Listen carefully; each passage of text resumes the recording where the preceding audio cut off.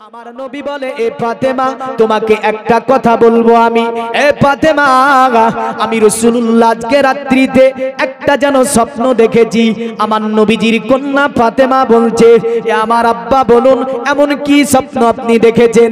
আমার নবী বলে, ফাতেমা, এ বেটি ফাতেমা শোনো, আমি রাত্রিতে যেন স্বপ্ন দেখছিলাম, আমি যেন সাত তবক আসমানকে ভ্রমণ করলাম। সাত তবক আসমান ভ্রমণ করে যেখানে মানুষের তাকদীর লেখা থাকে ওই জায়গাটার নাম হচ্ছে আপনার লোহে মাহফুজ। আমার নবী বলে, ফাতেমা, এ বেটি ফাতেমা, আমি লোহে মাহফুজে যেন পৌঁছে গেলাম। এ ফাতেমা, আমি লোহে মাহফুজকে পড়ে পড়ে দেখছিলাম। ফাতেমা বলছে, আব্বা আপনি ওতে কি লিখার দেখেছেন? আমার নবী বলে, ফাতেমা, এ বেটি ফাতেমা শোনো, আমার আল্লাহ পাক ওই লোহে মাহফুজের মধ্যে এমন একটা দোয়া লিখে রেখেছে, ওই দোয়াটা যদি পৃথিবীর জমিনে আমার কোন উম্মত পড়ে নেয় আমার আল্লাহ তাকে জান্নাত দান করবে। এ ফাতেমা, আমি একটা দোয়া ওখানে লেখা দেখেছি, ওই দোয়াটা যদি আমার কোন উম্মত পৃথিবীতে 5 ওয়াক্ত নামাজ পড়ে তেলাওয়াত করে নেয় আমার আল্লাহ তাকে 3000 রোগ থেকে হেফাজত করবে। আমার নবী বলে, ফাতেমা শুধু তাই নয়, এমন একটা দোয়া আমি লোহে মাহফুজে লেখা দেখেছি, ওই দোয়াটা যদি আমার কোন উম্মতের অতএব কাফনের উপর লিখে দেওয়া হয় কবরে আযাব হালকা হয়ে যাবে।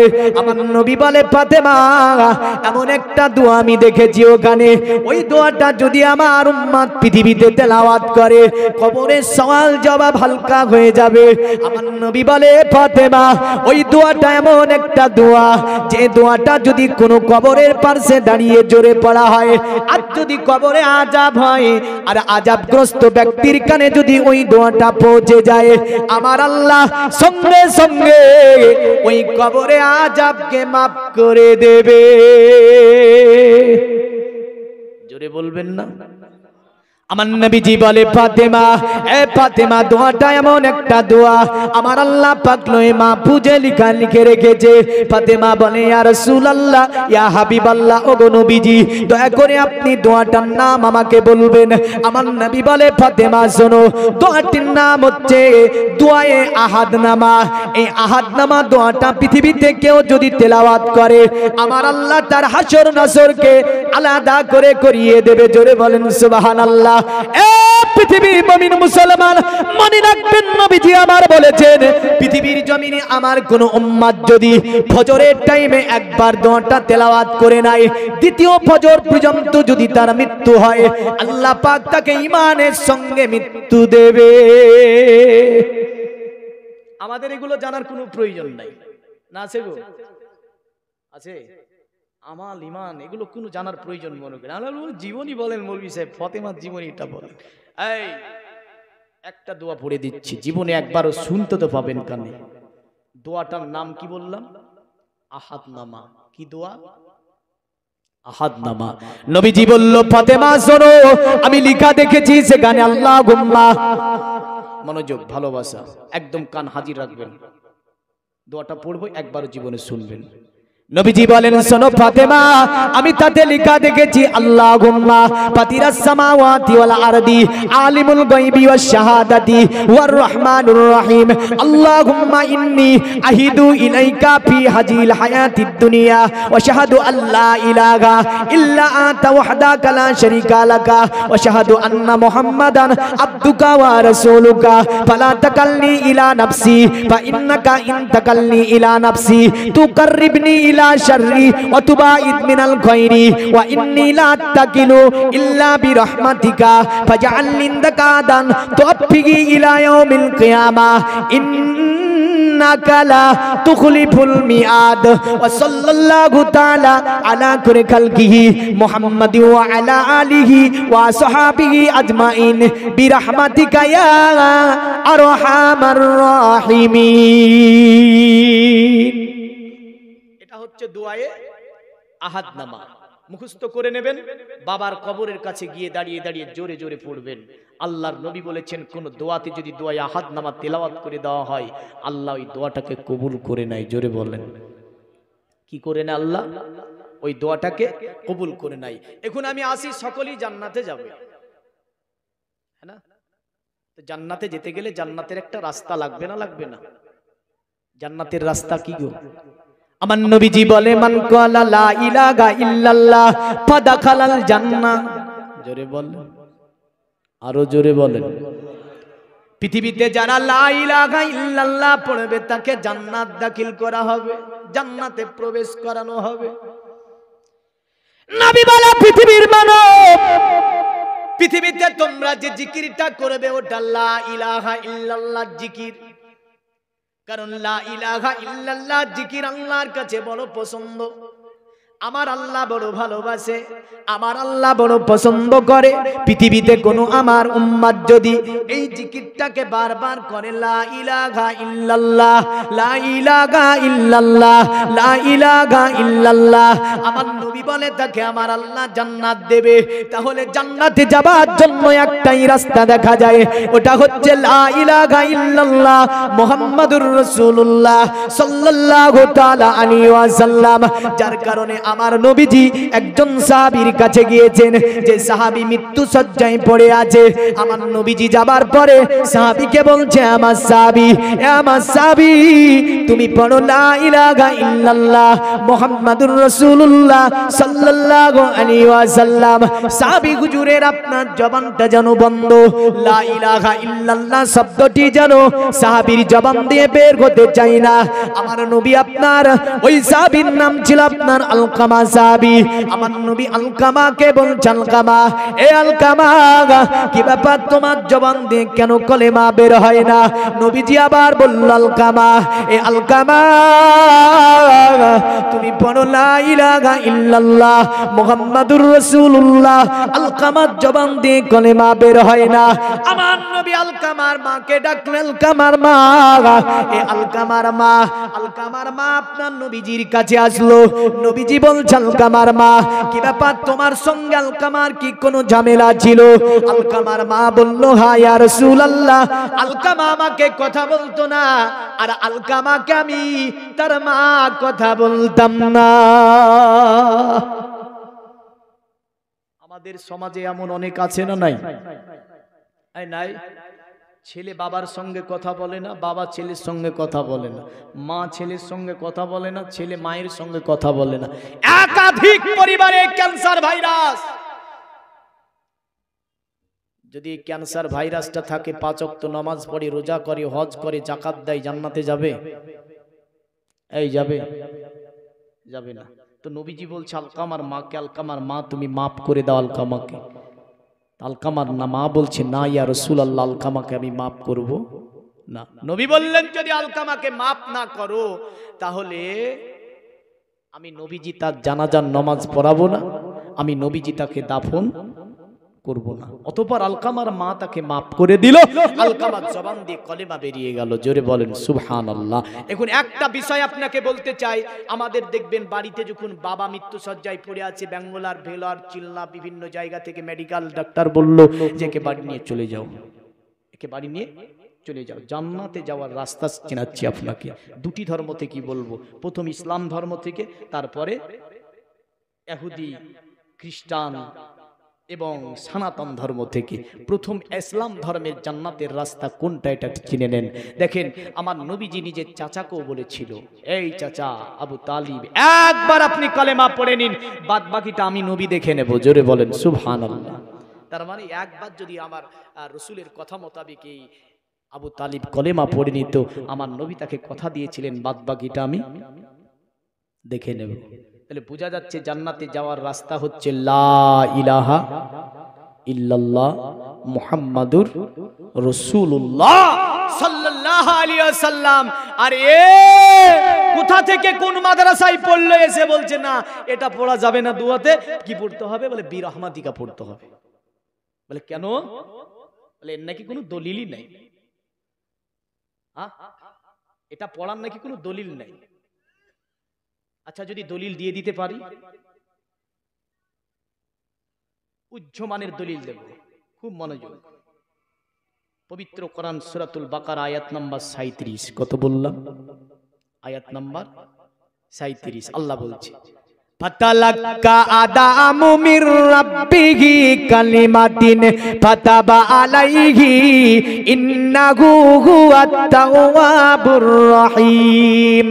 আল্লাহ পাকের নবী আদম আলাইহিস সালাম আল্লাহর কাছে কান্না করছিল, 300 বছর ধরে কান্না করে।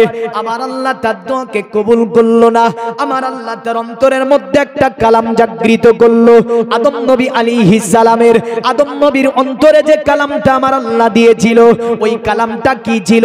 তাফসীরে রুহুল বায়ানে এইভাবে লিখছে, আল্লাহর নবী আদম বলছে 300 বছর পরে, ইয়া রাব্বি আসআলুকা বিহাক্কি মুহাম্মাদিন সাল্লাল্লাহু আলাইহি ওয়াসাল্লাম, ওগো আমার আল্লাহ তুমি আমাকে maaf করে দাও, তুমি আমাকে ক্ষমা করে দাও মুহাম্মাদুর রাসূলুল্লাহ সাল্লাল্লাহু আলাইহি সাল্লামের ওসিলাতে।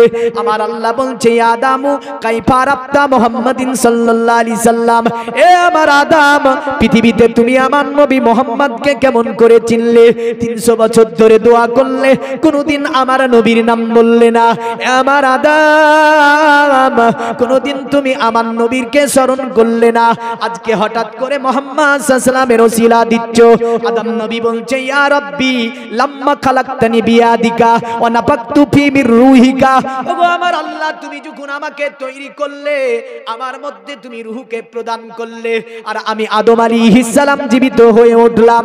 আমি যখন জীবিত হলাম, রাফা আরাসি আলা কাওয়াইমিল আরশে, আমার মাথাটাকে আরশের দিকে আমি আদম নবী উত্তোলন করলাম। আর আমি আদম আরশের দিকে তাকিয়ে দেখতে পেলাম মাকতুবান লা ইলাহা ইল্লাল্লাহ মুহাম্মাদুর রাসূলুল্লাহ সাল্লাল্লাহু আলাইহি ওয়াসাল্লাম।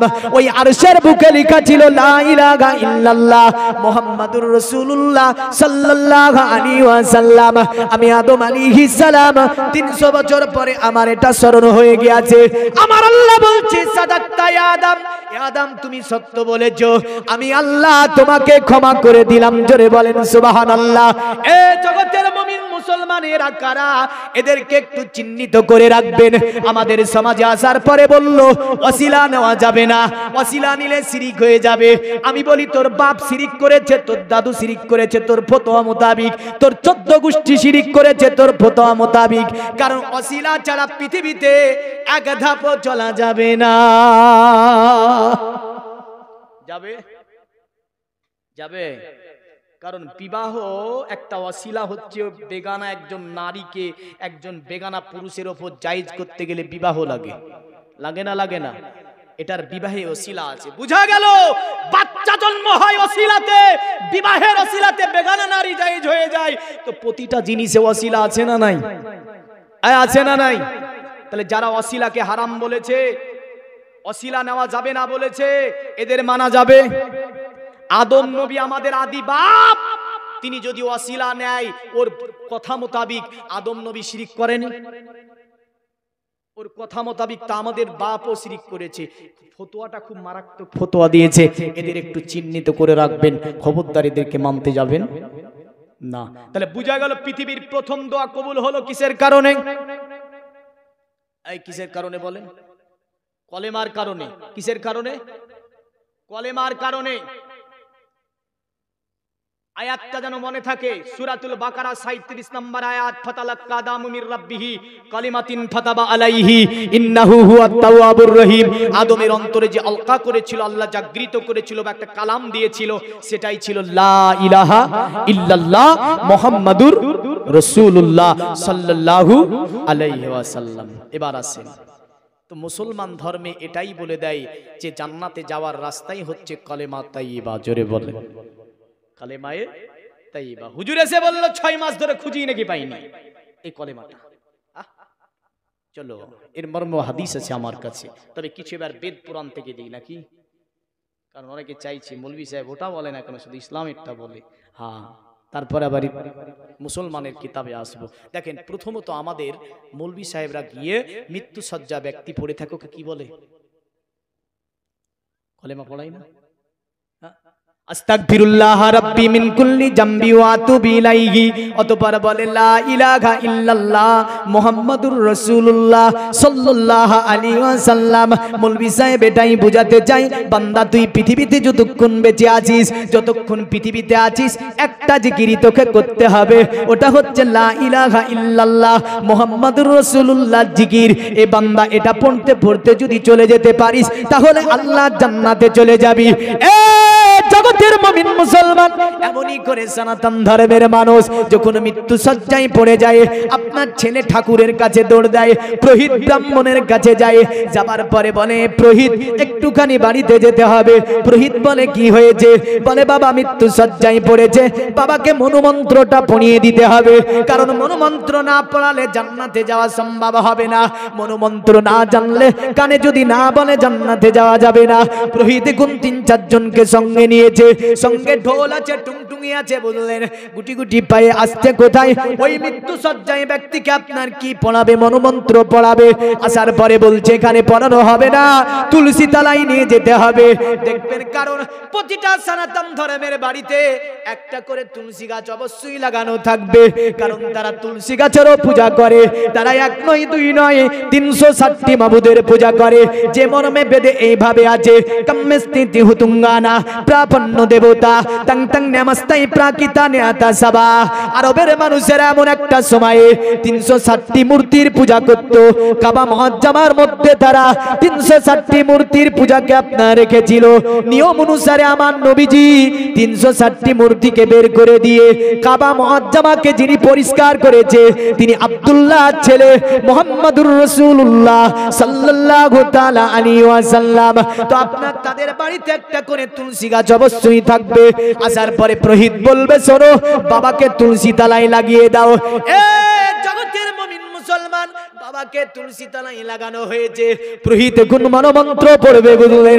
ঢোল আছে হাতে, আপনার চতুর্দিকে আরো ৪-৫ জন দাঁড়িয়ে ঢোলে বাড়ি দেয় আর বলে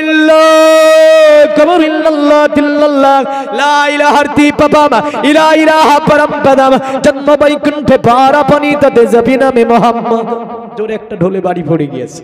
হ্যাঁ, কারণ নামটা যদি শুনে নাই বাই চান্স, আর যদি বলে এটাকে কি বলা যাবে? তাই ঢোলের বাড়িতে বলছে শোন, ইল্লা কবর ইল্লাল্লাহ তিল্লাল্লাহ, মানেটা হচ্ছে এক আল্লাহর জিকির করতে হবে। এ মৃত্যু সজ্জিত ব্যক্তি শুনে রেখে দে, জান্নাতে যাওয়ার জন্য একটাই রাস্তা আছে, ওটা আল্লাহর জিকির করতে হবে। এক আল্লাহর জিকির ছাড়া জান্নাতে যাওয়া যাবে না, এক আল্লাহরই জিকির করতে হবে। আর তারপরে বলছে শুনে রেখে দে, লা ইলাহা ইল্লাল্লাহ ইলা ইলাহা পরম পদম জন্ম বৈকুণ্ঠে পারাপ অনিতাতে জপিনাবে মুহাম্মাদাম। আর যারা পৃথিবীর জমিনে লা ইলাহা ইল্লাল্লাহ পড়ে নেবে, ওরা যেন অতি সম্মানের অধিকারী হবে। আর যারা মুহাম্মাদুর রাসূলুল্লাহ নামকে জপে নিতে পারবে, ওরা যেন জান্নাতের অধিবাসী হবে। জোরে বলেন সুবহানাল্লাহ। এটাই বলে বান্দা শোন, যতক্ষণ পৃথিবীতে আছিস, এতদিন ঢোল-ঢাম্পা বাজিয়েছিস, বিভিন্ন মূর্তির পূজা করেছিস, বিভিন্ন জায়গায় পূজা দিয়েছিস, বিভিন্ন জায়গাতে গানা বাজনা শুনেছিস, মদ্যপান করেছিস, নাচ খেলেছিস, জেনা করেছিস, বিভিন্ন কিছু করেছিস, কিন্তু তোর এখন যাওয়ার পালি। এখন তোকে পরের জগতে চলে যেতে হবে রে বান্দা। এ বান্দা, এখন শুয়ে শুয়ে একটাই মন্ত্র জপতে হবে। ওটা কি? লা ইলাহা, জোরে জোরে জোরে, লা ইলাহা ইল্লাল্লাহ, লা ইলাহা ইল্লাল্লাহ, লা ইলাহা ইল্লাল্লাহ মুহাম্মাদুর রাসূলুল্লাহ। আল্লাহুম্মা সাইয়্যিদিনা মাওলানা মুহাম্মদ ওয়া আলা আলিহি সাইয়্যিদিনা মাওলানা মুহাম্মদ। আরে যে আগুন ভয়া বাগো সাতর গুণ, যে আগুনে পড়ে কেউ হবে না তখন।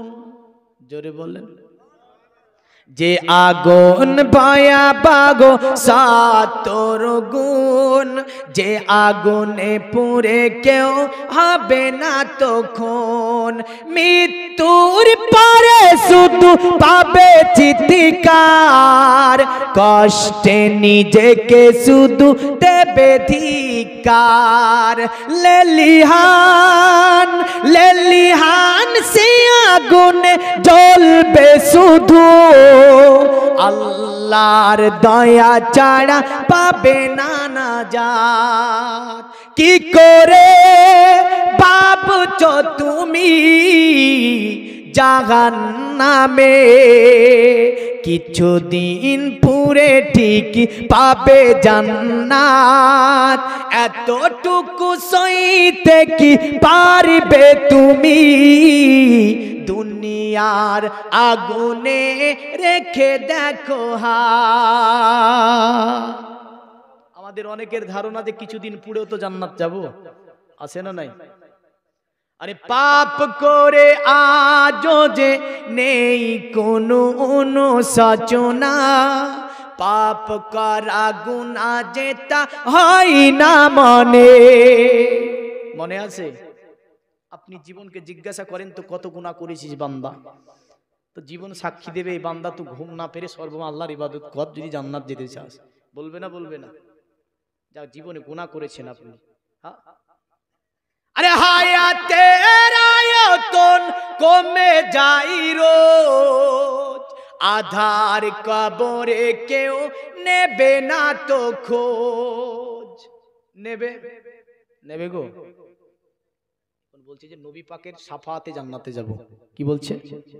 নবীজির শাফাতে, হ্যাঁ নবীজির শাফাতে জান্নাতে যাওয়া যাবে। কি লাগবে জানেন? ইমানের সাথে যদি মৃত্যু না হয়, পাবে না রাসূলে কবু শাফাত। কি করে ভাবছো তুমি জাহান্নামে, কিছুদিন পুরে ঠিক পাবে জান্নাত। এতটুকু সইতে কি পারবে তুমি, দুনিয়ার আগুনে রেখে দেখো হাত। আল্লাহুম্মা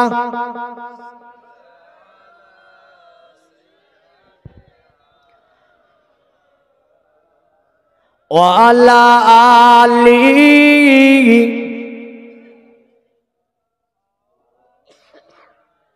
এই জগতের মুমিন মুসলমান, এই যে তারা আপনার মন্ত্রটা বললো, শুনে রেখে দে। আল্লাহ জান্নাতে যেতে গেলে তোদেরকে এক আল্লাহরই জিকির করতে হবে। অথর্ব বেদের মধ্যে এভাবে লেখা আছে, যত্তদা বনদা যস্য বিশ্ব যশোচ্চায়ে মৃতং যস্য দেবা যশোচ্চায়ে মৃত। তারা বললো শুনে রেখে দে বান্দা, পৃথিবীর জমিনে তুই যদি মৃত্যু পরে আল্লাহ জান্নাতে যেতে চাস, আল্লাহ স্বর্গে যেতে চাস, এ বান্দা মৃত্যুর পরে আল্লাহ জান্নাতে যেতে গেলে এই বিশ্ব ভূমণ্ডলকে যিনি সৃষ্টি করেছে ওই আল্লাহ কি মানতে হবে? ওই আল্লাহ কি মানতে হবে? জোরে বলেন। এটা অথর্ব বেদের কথা। বললো বান্দা মৃত্যুর পরে যদি জান্নাতে যেতে চাস আল্লাহর ইবাদত করে নে, আল্লাহকে মেনে নে। এমন করে তাদের গীতা শ্রীমদ্ ভগবদ্গীতাতে এভাবে লেখা আছে, পিতা হইছিল কাশ্য চরাচরস্য তপস্য পূজাচ্য গুরু গুরিয়ান না তত সমহস্ত কতহন্ন লোকত্র হস্য প্রতিমা প্রভাব। তারা বলল শুনে রেখে দে, জান্নাত যেতে গেলে কি করতে হবে? 360টি মূর্তির পূজা করে জান্নাতে যাওয়া যাবে না, এইভাবে মদ্যপান করে জান্নাতে যাওয়া যাবে না, গানা বাজিয়ে জান্নাতে যাওয়া যায় না, মন্দিরে বসে তাস খেলে জান্নাতে যাওয়া যায় না, কোনো আপনার মূর্তি পূজা করে জান্নাতে যাওয়া যায় না। তারা বলল শোন, জান্নাতে যেতে গেলে পিতা ছিল কাশ্য চরাচরস্য তপস্য পূজাচ্য গুরু গুরিয়ান, একমাত্র তারই ইবাদত করতে হবে যিনি হচ্ছে সকলের মালিক, তিনি আল্লাহ। কে গো? তিনি হচ্ছেন আল্লাহ, তারই ইবাদত করতে হবে। তিনি হচ্ছেন সকলের গুরু, মানে আমার আল্লাহকে তারা বলল তিনি হচ্ছেন সকলের গুরু আর পূজাচ্য, অতএব তারই পূজা করতে হবে। ওই আল্লাহ যদি পূজা করে নিতে পারিস, মৃত্যুর পরে তুই জান্নাতে যাবি। এ জগতের মুমিন মুসলমান, তবে বেদ এমন করে মহাভারত, জানতে বাস্তা এমন করে ত্রিপিটক থেকে নিয়ে আপনার তাদের সামবেদ যজুর্বেদ যত রকমের তাদের আপনার কিতাবগুলি আছে, আমার আল্লাহ রব্বুল আলামিন কে বিভিন্ন নামে আখ্যায়িত করেছে। তবে পুরা বেদের মধ্যে আমার আল্লাহর নাম তারা একটা মন্ত্রেতে নিয়েছে। কটা মন্ত্রে? একটা মন্ত্রে, ডাইরেক্ট। ওটা কি জানেন? ডাইরেক্ট আল্লাহ, এই যে নামটা, কোনটা? আল্লাহ। আচ্ছা, বেদে সনাতন ধর্মে যে নামগুলো নিয়েছে আল্লাহ, আর তারা যে ডাকে প্রভু, গড, ঈশ্বর, বিভিন্ন নামে প্রভুকে ডাকে, আল্লাহকে ডাকে, কিন্তু জেনে রাখবেন আল্লাহ যিনি, তিনি আল্লাহ, তিনি গডও হতে পারেন না, তিনি ঈশ্বরও হতে পারেন না। গডের আছে, ঈশ্বরের ঈশ্বরই আছে, ভগবানের ভগবতী আছে, আল্লাহর কখনো দ্বিতীয় আর শব্দ নাই। জোরে বলেন, জোরে বলবেন না? তো তাই তারা একটা মন্ত্রে এভাবে বলেছে, ওদার বিন্দ্র হোদার বিন্দ্র মহাশ্রিন্দ্র আল্লাহ জ্যেষ্ঠম শ্রেষ্ঠম পুণ্য ব্রাহ্মণ মাল্লাম আল্লাহ রাসূল মুহাম্মদ রাকম্বর সাল্লাল্লাহু আদলাং বুকমে কামাল্লা বুকাম ইল্লা কিলারতিকাম। আল্লাহ শব্দটা শুনতে পেয়েছেন তো? মোহাম্মদ শব্দ আছে সংস্কৃতে মোহাম্মদ, তবে মোহাম্মদের আমি চ্যাপ্টারে আসেনি। মোহাম্মদকে কতটা মন্ত্রের মধ্যে কত নামে খ্যাত করা হয়েছে, ইনশাআল্লাহ মন্ত্রগুলো আনবো। আর আমি শুধু বেদ থেকে বলবো, যতক্ষণ বলবো দেখেন, তবে বেদই শোনাবো। তবে বেদ যে শুনবেন আপনি, কিছু তো লাগবে না, লাগবে না, এই লাগবে না, এমনি এমনি হয়, কিছু লাগে, মাল লাগবে, বুঝলেন? কারণ ইব্রাহিম আলী সালাম ছাগল চড়াচ্ছে, আর হঠাৎ করে আওয়াজ, কি আওয়াজ? আল্লাহু আকবার, আল্লাহু আকবার। ইব্রাহিম আলাইহিস সালাম তাকিয়ে দেখছে এত সুন্দর ভাবে আল্লাহর নাম কে নিচ্ছে, দেখছে একটা পথিক। ইব্রাহিম বলছে পথিক, হাঁটা ধরেছে পথিক, পথিক হাঁটছে। ইব্রাহিম বলছে, এ পথিক একটু দাঁড়িয়ে যাও। পথিক বলছে, কেন দাঁড়াবো? ইব্রাহিম বলছে, পথিক আর একবার আল্লাহর নাম আমাকে শুনিয়ে যাও। পথিক বলছে, ইব্রাহিম টাকা লাগবে। সুবহানাল্লাহ বলবেন না? আল্লাহর নাম শুনবে তো টাকা লাগবে, কারণ আমি টাকা ছাড়া আল্লাহর নাম বলি না। ইব্রাহিম বলছে, পথিক তুমি যদি তোমার ওই জবানে এত সুন্দর সুরে আমাকে একবার আল্লাহর নাম শুনিয়ে দাও, আমি ইব্রাহিম আমার যতরি ছাগল আছে, ছাগলের অর্ধেক ছাগল তোমাকে দিয়ে দেব। আরো জোরে, অর্ধেক ছাগল তোমাকে দিয়ে দেব। ইব্রাহিম বলছে টাকা লাগবে। ওই পথিক বলছি তো, বলছে অর্ধেক ছাগল দিয়ে দেবো একবার আল্লাহর নাম বললে। জোরে বলে। পথিক দাঁড়িয়েছে, বলছে আল্লাহু আকবার, আল্লাহু আকবার। আল্লাহ নবী ইব্রাহিম সিজদাতে চলে গেলেন। এই পথিক বুঝলেন ইব্রাহিম যখন সিজদাতে গিয়েছে, পথিক উঠে হাঁটা ধরেছে, পথিক চলে যাচ্ছে। ইব্রাহিম আলাইহিস সালাম সিজদা থেকে মাথা উঠিয়ে দেখে যেন পথিক চলে যায়। ইব্রাহিম বলছে, এ পথিক, এ পথিক একটুখানি দাঁড়িয়ে যাও, আর একবার আল্লাহর নাম আমাকে শুনিয়ে যাও। পথিক বলছে, ইব্রাহিম টাকা লাগবে, টাকা যদি না দাও আল্লাহর নাম শোনাবো না। ইব্রাহিম বলছে, পথিক তোমার জবান থেকে আল্লাহর নাম শুনতে বড় ভালো লাগে। আমি ইব্রাহিম আলাইহিস সালাম, তুমি যদি আমাকে আর একবার আল্লাহর নাম শুনিয়ে দাও, আমি ইব্রাহিম আলাইহিস সালাম আমার যতরি ছাগল আছে, ভেড়া দুম্বা আছে, সবগুলো তোমাকে দিয়ে দেব। ইব্রাহিমের কথা শুনে বলছে প্রতীক দেবে তো? বলে হ্যাঁ। বলে ঠিক আছে, আমি আর একবার তোমাকে আল্লাহর নাম শুনিয়ে দিচ্ছি। প্রতীক দাঁড়িয়ে গেল, আপনার আল্লাহর নাম শ্রবণ করাবে ওই আল্লাহ নবী ইব্রাহিমকে। প্রতীক বলছে আশহাদু আল্লাহ ইলাহা ইল্লাল্লাহ।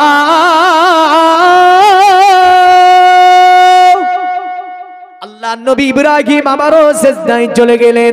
প্রতীক আপনার হাঁটা ধরেছে, ইব্রাহিম আপনার আলাইহিস সালাম মাথা উঠিয়ে প্রতীককে আবার বলছে প্রতীক, ওগো প্রতীক একটু দাঁড়িয়ে যাও, আর একবার আল্লাহর নাম আমাকে শুনিয়ে যাও। প্রতীক বলছে ইব্রাহিম, এই ইব্রাহিম তোমার কাছে আর টাকা নাই, তোমার কাছে কোনো ছাগল নাই, কোনো ভেড়া দুম্বা নাই যে তোমাকে আল্লাহর নাম আমি শোনাবো। ইব্রাহিম বলছে ওগো প্রতীক, তুমি যদি আমাকে আর একবার আল্লাহর নাম শুনিয়ে দাও, আমি ইব্রাহিম তোমার এতরি ছাগল চড়াতে একটি গোলাম লাগবে, এতরি ছাগল দেখাশোনা করতে একটি চাকর লাগবে। আল্লাহর নাম যদি আর একবার শুনিয়ে দাও, সমস্ত ছাগলগুলি আমি ইব্রাহিম দেখাশোনা করব। প্রতীক বলছি ইব্রাহিম দেখবে? বলে হ্যাঁ। আবার প্রতীক দাঁড়িয়ে গেল, প্রতীক আবার শুরু করে দিয়েছে আশহাদু আল্লাহ ইলাহা ইল্লাল্লাহ। আল্লাহ নবী ইব্রাহিম সিজদায় চলে গিয়েছে। প্রতীক আপনার আউট, প্রতীক গায়েব হয়ে গেল। ইব্রাহিম আলাইহিস সালাম সিজদা থেকে মাথা উঠিয়ে দেখে আর প্রতীককে যেন দেখা যায় না। আল্লাহ নবী ইব্রাহিম আল্লাহকে বলছে আল্লাহ, পৃথিবীর জমিনে একজন প্রতীককে কথা দিয়েছিলাম, তোমার নাম শুনে সব ছাগলগুলি তাকে দিয়ে দিয়েছে আল্লাহ। এমন করে আমি তার কর্মচারীও হয়ে গিয়েছি একটা কারণে, তোমার নাম শোনার কারণে আল্লাহ। ওগো আমার আল্লাহ, আমি এখন এই ছাগলের মালিককে দেখতে পাই না, এক্ষুনি তো আমার সম্মুখে তোমার নাম আমাকে পড়িয়ে পড়িয়ে শোনাতে ছিল। আমার আল্লাহ বলছি ইব্রাহিম, আমার নবী ইব্রাহিম শোনো, পৃথিবীর কোন উনি মানুষ নাই, এই ইব্রাহিম উনি হচ্ছে আমার ফেরেশতা জিবরাইল আলাইহিস সালাম। এই ইব্রাহিম তোমাকে পরীক্ষা করার জন্য পৃথিবীতে যাবার পরে আমি আল্লাহ আমার নাম শোনাচ্ছিল তোমাকে, আর তুমি পরীক্ষায় উত্তীর্ণ হয়েছো। আল্লাহর নাম শুনতে গেলে টাকা লাগে, ঠিক না ভুল বলছি গো? আরে জাতির পিতা ইব্রাহিম যদি সব ছাগলগুলো দিয়ে দিয়ে একবার করে আল্লাহর নাম শুনে, তাহলে আমরা আল্লাহর ঘরে দিচ্ছি কোথায়? কোন মৌলবি কি বলেছে আমি জানি না, সেই হাদিসে নবীজি বলেছেন, আমার নবী বলেন মান বানা লিল্লাহি মাসাজিদান বানাল্লাহু লাহু বাইতান ফিল জান্নাহ। পৃথিবীর জমিনে যারা আল্লাহর ঘর নির্মাণের জন্য টাকা দেবে, আল্লাহর ঘর নির্মাণের জন্য অর্থ দেবে, আল্লাহর ঘর নির্মাণের জন্য মাল ব্যয় করবে, আল্লাহর ঘর নির্মাণ করবে, আমার নবীজি সেই হাদিসের মধ্যে ভাবে রয়েছে, নবী আমার বলেন বানাল্লাহু লাহু বাইতান ফিল জান্নাহ, আমার আল্লাহ পাক তার জন্য জান্নাতে যেন ঘর তৈরি করে। জোরে বলেন সুবহানাল্লাহ। পৃথিবীতে অনেক আমরা ঘর তৈরি করেছি, বিবি বাচ্চার জন্য, আপনার সন্তানের জন্য, গাড়ি বাড়ি টাকা পয়সা লাখ লাখ লাখ লাখ টাকা আমরা ব্যয় করেছি, কিন্তু আমার নবী বলে আমার উম্মত আল্লাহর ঘর মসজিদের জন্য যেটা ব্যয় করেছো, এর জন্য তোমার জন্য আল্লাহ জান্নাতে ঘর তৈরি করবে। আরো জোরে বলেন। তাহলে জান্নাতে ঘরের আশা আছে না নাই? আছে না নাই? জান্নাতে ঘর চাই না চাই না? চাই। দুনিয়াতে সব খরচ করেছেন, আপনাকে আমি খোদার কসম করে বলে যেতে পারি, মসজিদে যতটা খরচ করবেন কিয়ামতে আপনি সমস্ত খরচটাই ধরে পাবেন। জোরে বলেন সুবহানাল্লাহ। কারণ নবীজি বলেন এটা তোমার জন্য কবরের সাথী হবে, হাসরের সাথী হবে, জান্নাতেও সাথী হবে। জোরে বলবেন না? আল্লাহর কোরআন বলছে সূরা রহমানে, একটুখানি মনোযোগ দেবেন, তবে দানটা দিতে ভালো লাগবে যদি বুঝতে পারেন। আল্লাহর কোরআন বলছে কুল্লু মান আলাইহা ফান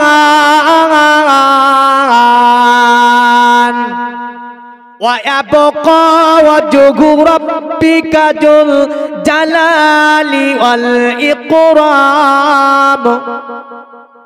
সূরা আর রহমান, যাকে কোরআনের অলংকারিক সূরা বলা হয়েছে, জোরে বলেন, কোরআনের অলংকারিক একটা সূরা।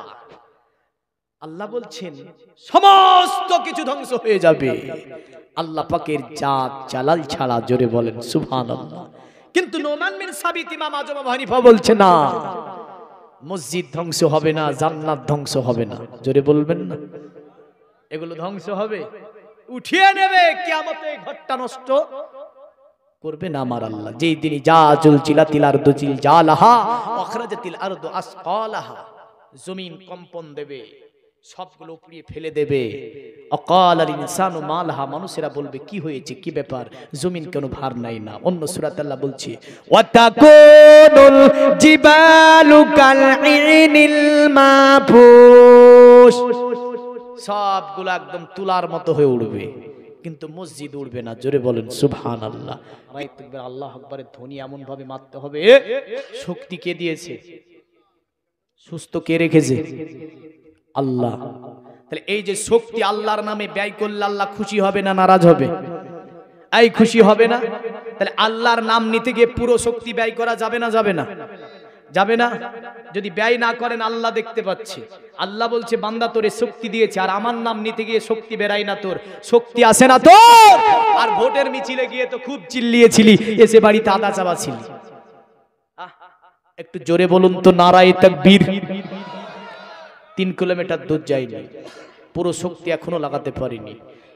একদম জাজবা নিয়ে পুরা শক্তি লাগিয়ে দেবেন আল্লাহ নাম করতে গিয়ে, পুরা শক্তি লাগাবেন তো শক্তির বরকত দেবে আল্লাহ। জোরে বলেন, দেবে না, দেবে না? নারায়ে তাকবীর। তবু পুরো শক্তি লাগাইনি, দেখেছেন, লুকিয়ে রেখেছে কিছু। তাহলে আমরা আল্লাহর নামে নারায়ে রিসালাত, ইয়া রাসূল, 500 টাকা মসজিদে করেছে দান, কবুল করুন। জোরে বলুন আল্লাহুম্মা আমিন, বলবেন না? আবু দাউদের হাদিস, নবীজি বলছে শোনো আমার উম্মত, আল্লাহ তোমাদেরকে বেহিসাব দান করেছে। আমার নবী বলে শোনো আমার উম্মত, আল্লাহ তোমাকে বেহিসাব দান করেছে। আল্লাহর রাস্তায় ব্যয় করতে গিয়ে তুমি যখন হিসাব করবে, আমার আল্লাহ বলে বান্দারে তোকে বেহিসাব দিয়েছি, এবার থেকে আমি আল্লাহ হিসাব করে দেব। কারণ তুই হিসাব করে দিবি, তা আমিও আল্লাহ তোকে হিসাব করে দেব। তুই বেহিসাব দিবি, তা আমিও আল্লাহ তোকে বেহিসাব দেব। জোরে বলেন সুবহানাল্লাহ। আবু দাউদের হাদিসে নবীজি কথা বলেছেন। এই দেখেন একজন 500 টাকা করেছে দান, এই দানকে কবুল ও মঞ্জুর করুন আল্লাহ। একটু চটচট করে দিয়ে যাবেন, বেদ কুরআনের দিকে এগিয়ে যাবে। তারা আপনার অথর্ব বেদের মধ্যে আমার আল্লাহকে নিয়েও বলেছে, নবীকেও নিয়েও বলেছে, যেমন করে তারা আপনার অথর্ব বেদের মধ্যে বলেছে অজবমাসু গমারুহে দেবদত্তং জগৎপতি ওসিনা সাদুদামান নমস্তে সবার যে গুণানিবেদন চিররন্না সোনা কোনাং হইনা প্রতিমুদ্দাতিং নিপ্রলিঙ্গ 14 দশান কোনি সোনিয়রসাদিং অথতে সম্ভবিসন্তি মানং সিবিসদা নিবে বসুদেবং রাগাতি পুণ্যগন্ধন স্পৃশাম পৌরজন পদনংবে হাতিস কিনান সদেবা ধর্মক্ষেত্র যোগা দেবালকশ্চারা হুষ্ট পুষ্ট সন্তুষ্টা কলকরজুনি চাবোবা নানা দেবাদিলিঙ্গে সুবসানি বুঝিতে সুচ ইন্দ্রজালি বুদ্ধাতি কল্পকা পূজা কা জানা ন শান্তি। মানে বলবো তবে একটু চটচট করে আসবেন, কারণ আপনি বারবার দিতে পারেন। আবু বকর সিদ্দিক আকবর রাসূলুল্লাহর দরবারে একটা পুটলি নিয়ে এসেছে, বললেন তাবুকের যুদ্ধের সময়। আল্লাহর নবী সাল্লাল্লাহু আলাইহি ওয়াসাল্লাম পুটলিটা খুলছে, পুটলির মধ্যে একটা প্রদীপ। নবীজি আবু বকরকে বলছে, আবু বকর এত বাড়ির প্রদীপ। আবু বকর বলছে ইয়া রাসূলুল্লাহ বাড়িতে কিছুই ছিল না, আমার বাড়ির প্রদীপটাও আমি নিয়ে এসেছি। আমার নবীজি দেখছেন রান্না করা হাঁড়িটাও ওতে ভরা আছে। আমার নবী বলছে আবু বকর এতে দেখছি রান্না করা হাঁড়িটাও যেন ভরা আছে, কি ব্যাপার তুমি রান্না করা পাত্রটাও এনেছো? আবু বকর বলছে ইয়া রাসূলুল্লাহ এই দেখেন শুনতে এসে 500 টাকা করেছে দান, আর আরেকজন আপনার 100 টাকা। আল্লাহ দানকে কবুল ও মঞ্জুর করুন, হায়াত দারাজ করুন, মুসিবত থেকে হেফাজত করুন। আত্মীয় স্বজন যারা অন্ধকার ঘরে তাদের কবরগুলোকে কুশেদা মানোয়ার করুন, দুনিয়ার জমিনে দীর্ঘ দ্বিগুণ বরকত দিন, আল্লাহুম্মা আমিন। আবু বকর বলছে ইয়া রাসূলুল্লাহ বাড়িতে রান্না করার পাত্রটা আমি নিয়েছি। আমার নবীজি একটা একটা করে আপনার দেখছেন, ওর মধ্যে যেন একটা ছুঁচো পাওয়া যায়, মানে ওই সেলাই করা সুই যাকে বলে। আমার নবী সুইটা দেখে নবীজির দুই চোখ দিয়ে পানি গড়ে যায়। নবীজি আবু বকরকে বলে, ওগো আবু বকর, ছুঁচটা কেন তুমি এর মধ্যে নিয়ে এসেছো? আবু বকর বলছে, ইয়া রাসূলুল্লাহ, বাড়িতে রান্না করার পাত্র থেকে নিয়ে আমার বাড়িতে ওদের প্রদীপটা থেকে নিয়ে ছুঁচটা থেকে নিয়ে নবীজি আমি সবগুলো নিয়ে আপনার দরবারে হাজির হয়েছি। আমার নবী বলে, আবু বকর, আমার সাহাবী আবু বকর, স্ত্রী পরিবারের জন্য কিছু তুমি রেখে আসো নাই? আবু বকর বলে, আল্লাহ খোদার কসম, ওগো নবীজি, বাড়িতে আমার আল্লাহ আল্লাহর রাসূল ছাড়া আমার বাড়িতে আর কিছুই নাই। রান্না করা হাঁড়ি পর্যন্ত আপনার দরবারে এনে হাজির করে দিয়েছি। আমার নবীজি আবু বকরকে গলার সঙ্গে জড়িয়ে ধরে নবীজি কাঁদতে লাগলেন। আল্লাহকে বলছে, আল্লাহ, আবু বকর আমার এই দুনিয়ার সাথী, আবু বকর হচ্ছে আমার পরের দুনিয়ার সাথী। আমার আল্লাহ জানায়, হাবিব, আপনার দরবারে যত মাল এনে তারা দান করেছে গো নবী, সর্বোত্তম দান হিসাবে আমি আল্লাহ আবু বকরের দানকে আমি আল্লাহ পছন্দ করেছি। একটুখানি মুসলমান যদি, মুসলমানের মন মানসিকতা উদারতা যদি আবু বকরের মতো কিঞ্চিত পরিমাণ হয়ে যায়, খোদার কসম এমন মসজিদগুলো ইট দিয়ে করা লাগবে না, মুসলমান সোনা দিয়ে করে দেবে। দেবে না? দেবে না? মুসলমানদের হাতে যা এখন মাল আছে, আবু বকরের উদারতা যদি কিঞ্চিত পরিমাণ তাদের অন্তরে এসে, ইট লাগবে না, পাথর লাগবে না, বালি লাগবে না, মার্বেল লাগবে না, শুধু সোনা দিয়ে এত বড় মসজিদ তৈরি হবে। ঠিক বললাম না? তাহলে সোনা দিয়ে যদি আমরা তৈরি করতে পারি, আমরা তৈরি করছি ইট দিয়ে, তার মানে আমরা ওই উদারতা, ওই মনোযোগ, ওই ভালোবাসা, ওই প্রেম আমাদের মধ্য থেকে অনেক অংশে কমে গিয়েছে।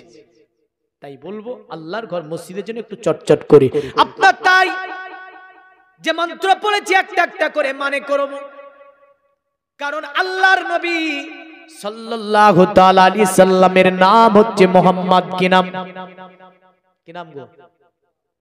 আল্লাহর কোরআন এভাবে বলেছেন, মা কানা মুহাম্মাদুন আবা আহাদিম মির রিজালিকুম ওয়ালাকির রাসূলুল্লাহ ওয়ালাকির রাসূলুল্লাহি ওয়া খাতামান নাবিয়িন ওয়া কানাল্লাহু বিকুল্লি শাইইন আলিমা। মুহাম্মদ সাল্লাল্লাহু আলাইহি ওয়াসাল্লাম কোন পুরুষের পিতা নয়, আর মুহাম্মদ হচ্ছে নবীদের সমর্পণকারী নবী, কারণ আর কোন নবী রাসূল দুনিয়াতে আসবে না। এই জগতের মুমিন মুসলমান, মুহাম্মদ শব্দটি হচ্ছে আরবি শব্দ। এই শব্দের যদি সংস্কৃতি ভাষাটা দেখতে যান, যে মুহাম্মদ শব্দের সংস্কৃতি ভাষাটা কি হতে পারে, আপনার জগবেদের মধ্যে এভাবে দেওয়া আছে, নরাসং সংসুদিষ্ট জম্পসং সপ্রথস্তমং, মানে নরাসং নামে পৃথিবীতে একজন ব্যক্তি আসবে। ওই নরাসং নামে যে ব্যক্তিটা আসবে, ওনার প্রকাশ্য নাম হবে মুহাম্মদ সাল্লাল্লাহু আলাইহি সাল্লাম। নরাসং শব্দটির অর্থ হচ্ছে প্রশংসিত। মুহাম্মদ আরবি শব্দ, এই আব্দি শব্দের অর্থ হচ্ছে প্রশংসিত, মানে তারা আপনার সংস্কৃতি ভাষায় নরাসং বলেছে, আর আরবি ভাষায় যাকে মুহাম্মদ বলা হয়, জোরে বলেন সুবহানাল্লাহ। পৃথিবীর মানবকে বললে, জগতের মানব তোদের যদি চিনতে অসুবিধা হয়, মানতে অসুবিধা হয়, জানতে অসুবিধা হয়, আমরা তার পরিচয়খানা সুন্দর করে দিয়ে দিচ্ছি। বলে কি পরিচয় পণ্ডিত বলো? বলল শুনে রেখে দে, অসবু মাসু গামারুহে দেবদত্তং জগৎপতিং, যিনি মুহাম্মদ হবে তিনি বিশ্ব মানব হবে। মুহাম্মদ যিনি হবেন তিনি সমস্ত ধরনের সদ্গুণের অধিকারী তিনি হবে, জোরে বলেন সুবহানাল্লাহ। আরো বললে, পণ্ডিত দয়া করে তুমি মুহাম্মাদের চেহারা সম্পর্কে একটু বলবে, যাতে করে নবীকে চিনতে অসুবিধা আমাদের না হয়, নবীকে জানতে যাতে অসুবিধা না হয়। বলল শোনো রেখে দে, নবীজির চেহারা পেতে বর্ণনা দিতে পারবো না। বলে কেন বর্ণনা দিতে পারবে না? সব কথা বললে, আল্লাহর কথা বললে, এমন করে আল্লাহর দূত মুহাম্মাদের কথাগুলো বললে, কিন্তু চেহারার কথা কেন বলতে পারবে না? পণ্ডিত বলল শুনে রেখে দে, মুহাম্মাদের চেহারার কথা আমরা ভাষা দিয়ে প্রকাশ করতে পারবো না। বলে কেন পারবে না? বলল শোন, এতটা বলে দিতে পারবো, চিররন্না সোনা খোনাং হয়ে না প্রতিমুদ্দাতিং, আখেরি নবী যিনি হবেন হবেন, তিনি হবেন নূর, কারণ তার চেহারা থেকে যেন লাইট বের হবে। আমরা এতটাই ভাষা দিয়ে বলতে পারবো যে চিররান্না সোনা খোনাং হয় না প্রতিমুদ্দাতিং, মানে তিনার শরীর থেকে যেন আলোক রশ্মি বিচ্ছরিত হবে, আর তা থেকে যেন অন্ধকার দূরভূত হবে। সুবহানাল্লাহ।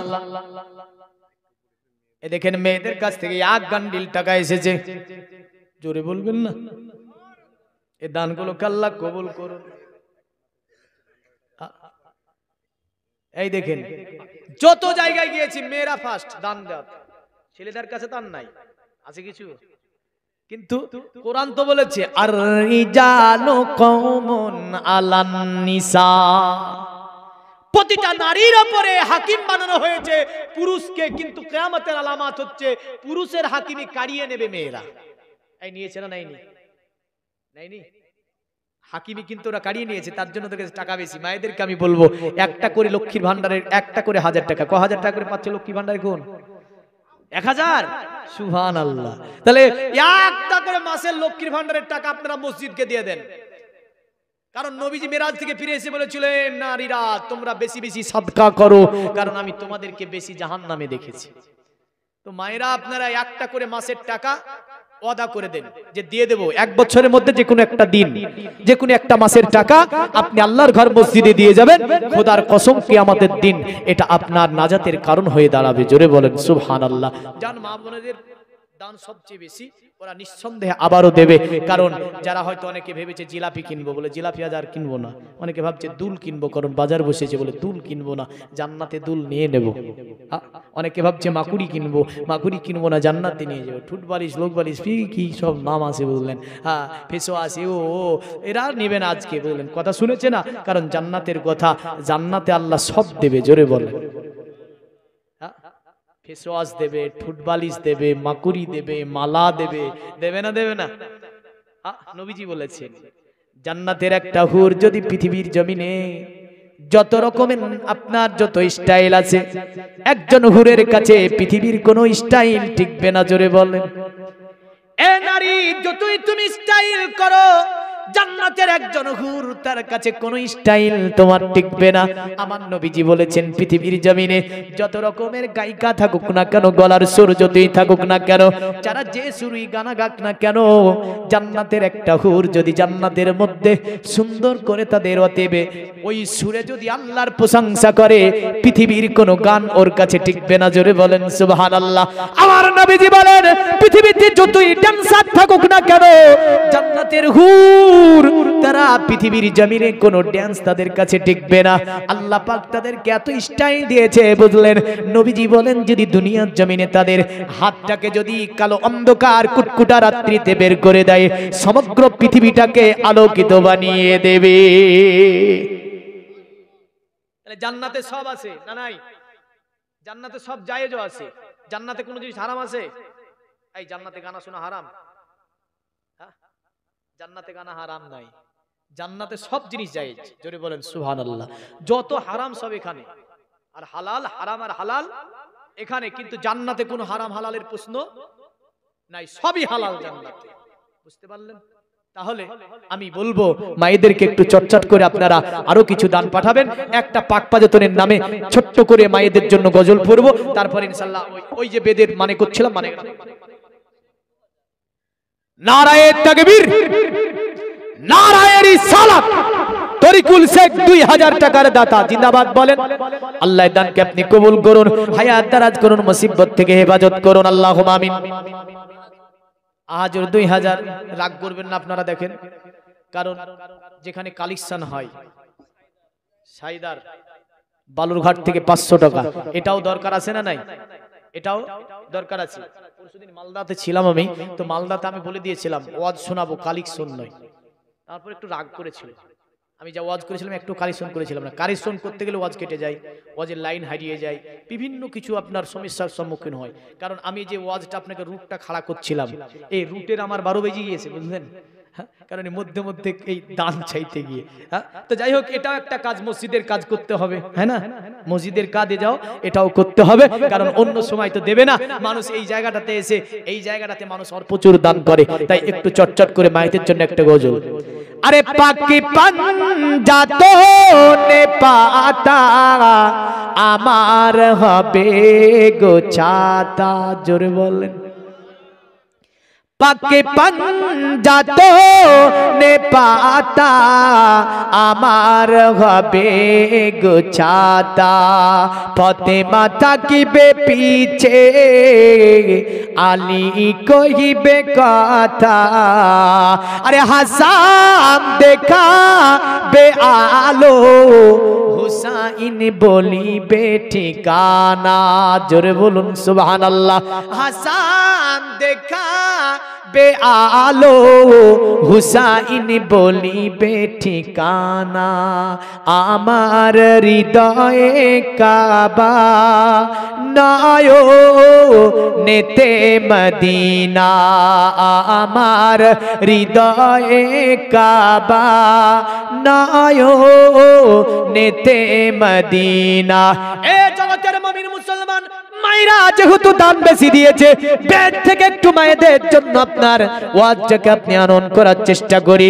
তারা বলল চিররান্না সোনা কোনাং হই না প্রতি মুদ্দাতিং, আখিরি নবী যিনি হবে তার চেহারা বেদে বর্ণনা দেওয়া সম্ভব নয়, কারণ তিনি লাইট বের হবে তার চেহারা থেকে। একে যে আমার নবীকে মাটি বলে আখ্যায়িত করলো, মনে রাখবেন পৃথিবীর জমিনে কোরআন থেকে নিয়ে, হাদিস থেকে নিয়ে, বেদ থেকে নিয়ে, মহাভারত থেকে নিয়ে, চান্দেবাস্তা থেকে নিয়ে, রবীন্দ্রনাথ ঠাকুর থেকে নিয়ে, স্বামী বিবেকানন্দ থেকে নিয়ে, পৃথিবীতে শ্রী অরবিন্দ ঘোষ থেকে নিয়ে, পৃথিবীতে বড় বড় মনীষী জ্যোতিষী আপনার সাহিত্যিক বিজ্ঞানীরা আমার নবীকে মাটি বলার ক্ষমতা রাখেনি। সকলে বলেছে আমার নবী হচ্ছে নূর। আরো জোরে বলেন, নবী নূর না মাটি? নবী আমার নূর, তাই তারা বলল চিররান্না সোনা খোনাং হই না প্রতিমুদ্দাতিং, আখিরি নবী যিনি হবেন তিনার চেহারা থেকে আলোক রশ্মি বিচ্ছরিত হবে। অতঃপর বলল শুনে রেখে দে মা, অতএব ওই সমতি নারী যে অতএব ছেলেটিকে জন্ম দেবে, এই পৃথিবীর নারীরা, পৃথিবীতে তোমরাও তো বাচ্চার জন্ম দাও, তবে তারা আপনার পণ্ডিতগণ বলছে পৃথিবীতে সুমতি নারী যে ছেলেটিকে জন্ম দেবে এটা একটা বিচিত্রপূর্ণ ছেলে হবে। পণ্ডিতকে বলল কেন গো পণ্ডিত, সুমতি নারীর ছেলেটা একটা বিচিত্রপূর্ণ কেন হবে?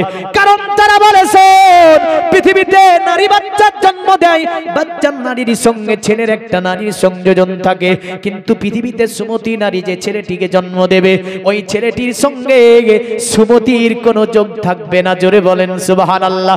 আধুনিক বিজ্ঞান বলে এটা হতে পারে না, কারণ চিকিৎসা বিজ্ঞানী বলে মায়ের নারীর সঙ্গে বাচ্চার যদি নারীর সংযোজন না থাকে পৃথিবীতে বাচ্চা বেঁচে থাকতে পারে না, মায়ের পেট থেকে দুনিয়াতে বাচ্চা আসতে পারে না, বাচ্চা বড় হতে পারে না। কিন্তু আমার আল্লাহ সুমতি নারী বলতে আপনার কে? কেমন করে তারা বলেছে সম্বলে বিষ্ণু জসতে গ্রহে মহাদ্রব হমুসুমাতাং সুমাতাং মাতুরিবিব। দেখেন এই মন্ত্রের মধ্যে হমুসুমাতাং সুমাতাং মাতুরিবিব মানে ওই বাচ্চাটিকে যিনি জন্ম দেবে তিনার নাম সুমতি। সুমতি শব্দটার অর্থ হচ্ছে শান্তি, সুমতি শব্দের অর্থ হচ্ছে সুন্দরী, সুমতি শব্দের অর্থ হচ্ছে মাধুর্যবান, সুমতি শব্দের অর্থ হচ্ছে আদর্শবান। আর যদি সুমতির আরবি করতে যান, আরবি হবে আমেনা, মানে আমেনা যে বাচ্চাটাকে জন্ম দেবে এটা একটা বিচিত্রপূর্ণ ছেলে হবে দুনিয়ার জমিনে, কারণ আমেনা নারীর সঙ্গে ওই ছেলের নারীর কোনো যোগ থাকবে না। জোরে বলেন সুবহানাল্লাহ। বলল শোন, ওই আমেনা সুমতি নারী পৃথিবীতে একটা বিচিত্র সন্তানের জন্ম দেবে। পণ্ডিতকে বলল গো পণ্ডিত কেমন করে? কারণ কেমন করে বিচিত্র হবে? বলে শুনে রেখে দে, নিপ্রলিঙ্গ 14 দশান কোটি শোনিও নোসাদিং। অতএব ওই নবী মানে ওই সুমতির বাচ্চা মানে আমিনার ছেলে, তিনি খাতনা করা অবস্থায় দুনিয়ার জমিনে পদার্পণ করবে। তবে মা আয়েশার হাদিসে এইভাবে আমরা দেখতে পাই, আমার নবী আয়েশাকে বলে আয়েশা, এ বিবি আয়েশা তোমাকে একটা কথা বলবো। আয়েশা বলে ইয়া রাসূলুল্লাহ বলুন।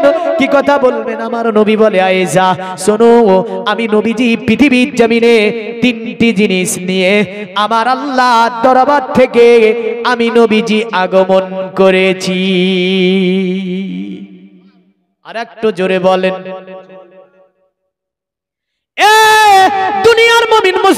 মনে রাখবেন। মায়েশা বলছে ইয়া রাসূলুল্লাহ, তিনটি জিনিস যে আপনি নিয়ে দুনিয়ার জমিনে পদার্পণ করেছেন, ওগো নবীজি তিনটি জিনিসের নাম দয়া করে আমাকে বলবেন। আমার নবী বলে আয়েশা, এ বিবি আয়েশা শোনো, প্রথম নম্বরে আমি নবীজি আল্লাহর তরফ থেকে যেটা নিয়ে এসেছি ওটা হচ্ছে আমি নারী কাটা অবস্থায় দুনিয়ার জমিনে আমি রাসূলুল্লাহ এসেছি। জোরে বলেন সুবহানাল্লাহ।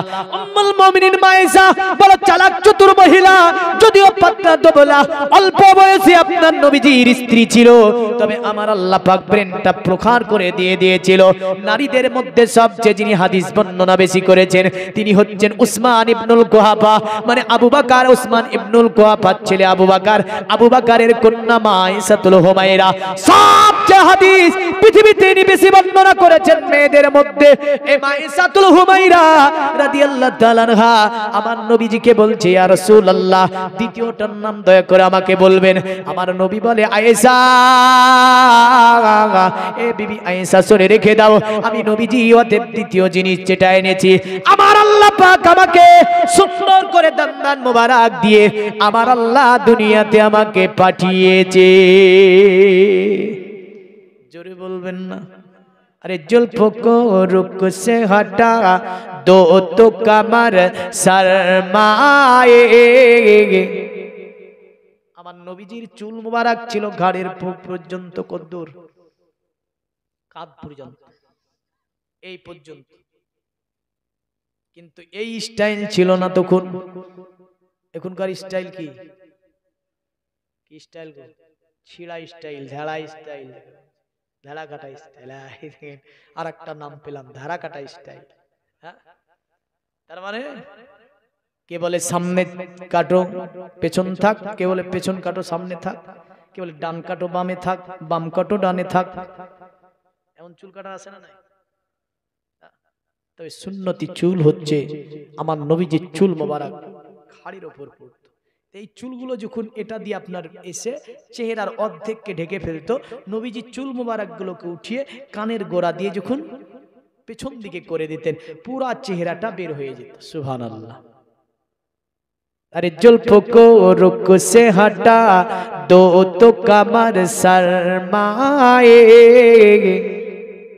মানে নবীজি যখন কানের গোড়া দিয়ে চুলগুলাকে দিয়ে চেহারা টালকা করে দিত, সঙ্গে সঙ্গে চাঁদ দেখে বলতো নবীজির চেহারার কাছে আমার চেহারা কিছুই নাই। নবীজির চেহারা দেখে চাঁদ যেন লজ্জা পেত। জোরে বলেন সুবহানাল্লাহ। আরে মুস্কুরা দো তো আন্ধেরো মে সাগর হো যায়। আর আমার নবী যখন মুচকি হাসতো, দন্দান মোবারকের লাইটে অন্ধকার দূরভীত হয়ে যেত। এ মর্মে আপনি পূর্বের বক্তা বলতেছিল, আমি শুনেছি আসার পরে, যে আমার নবীজির চেহারার ঝলকিতে মা আয়েশা কাপড় পর্যন্ত সেলাই করে নিত। আল্লাহর নবীর স্ত্রী মায়েশা বলছে, গো নবীজি আপনি বলেন, আপনি যে তিনটি জিনিসের নাম বললেন আর একটা জিনিস কিনে এসেছেন।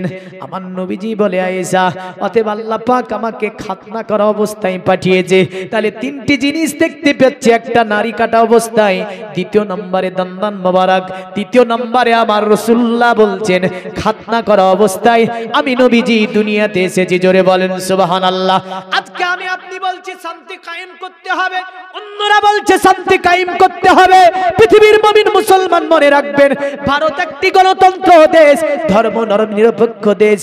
এই দেশে যদি আজকে আপনার রাসূল যদি আমার সম্প্রীতি না শিখিয়ে দিত, আমার নবী যদি ভালোবাসা শিখিয়ে না যেত, আমার নবী যদি প্রেম শিখিয়ে না যেত, যে ভারতের সরজমিনে মুসলমান ৭৫০ অধিক ধরে রাজত্ব করলো, যদি মুসলমানরা আপনার শোষিত হতো, মুসলমানরা যদি অত্যাচারিত হতো, মুসলমানরা যদি সম্প্রীতি বজায় না রাখতো, ভারতের জমিনে একটা জুতা সেলাই করা মানুষ পাওয়া যেত না।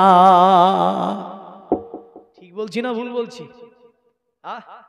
আর আজকে আমাদেরকে সম্প্রীতি শিখায়,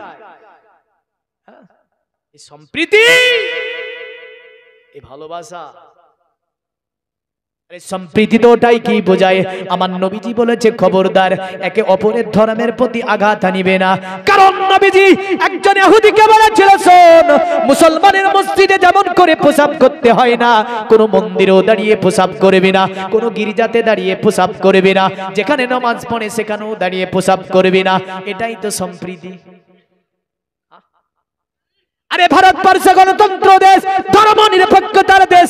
আজ ভারতবর্ষের সরজমিনে যেখানে মোগল পিরিয়ড মুসলমান বাদশারা এক নয় দুই নয় আপনার দীর্ঘ 750 বছর ধরে রাজত্ব করলো, তাদের জামানায় একদিকে মসজিদ ছিল আর একদিকে মন্দির ছিল। মসজিদে আজান হয়, নামাজ হয়, পারসে মন্দিরে পূজা হয়। বাদশা কোনোদিন নিষেধ করেনি, কারণ তোরা পূজা দিতে পারবি না। বাদশা এটাই বলেছে, মসজিদে মুসলমান নামাজ পড়বে আর মন্দিরে হিন্দু পূজা দেবে। কারণ ধর্ম হচ্ছে সব, ধর্ম হচ্ছে ভালোবাসার জিনিস, ধর্ম হচ্ছে দেবে, এটা প্রেমের জিনিস। ধর্ম কাউকে জোর করে কবুল করানো যায় না। তাই মুসলমান বাদশারা কোনোদিন কাত্তরে পূজাতে বাধা আপনার প্রদান করেনি। তারা বলেছে হিন্দুরা পূজা করবে, মুসলমান নামাজ পড়বে। যদি কারো ভালো লাগে দেখে তবে সে ব্যক্তি ইসলাম কবুল করতে পারে। আর আজকে আমাদেরকে সম্প্রীতি শিখায় আল্লাহর নামে বেয়াদবি করে। এর নাম সম্প্রীতি শেখাতে এসেছো?